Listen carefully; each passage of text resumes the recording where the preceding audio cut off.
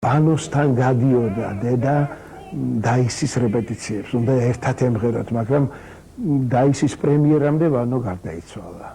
ისე რომ დედას არ მოუხდა ვანოსთან სცენაზე გამოსვლა, მაგრამ აი მარჯანიშვილმა დადგა შემდეგ რამდენიმე ხნის შემდეგ ვანოს გარდაცვალებიდან აბესალომი ძალიან თავისებურად და ორიგინალურად გახსენების სპექტაკლი გაკეთდა მაშინ თეატრში, სადაც აბესალომის პარტიას ტენორი აღარ მღეროდა, არამედ კაპელნიცკი ვიოლონჩელების კონცერტმეისტერი, რომელსაც დაუდგეს თურმე ესეთი ყალსბერი მაღალი, განათებული იყო მთელი სპექტაკლის განმავლობაში ის კაპელნიცკი და აბესალომის პარტიას უკრავდა კაპელნიცკი ჩელოზე.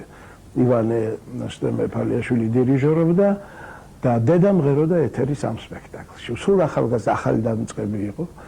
წყვებოდა რა მძიმე იყო სცენაზე ყოფნა, როდესაც ვანოს მაგივრად შუქი დადიოდა აი მიზანსცენების შესასრულებლად, აი ურთიერთობაში, მთელი სპექტაკლის განმავლობაში და კაპელნიცკი ასრულებდა. აი ასე აი ამ ვითარებაში დავიბადე მე, თუ შეიძლება ითქვას.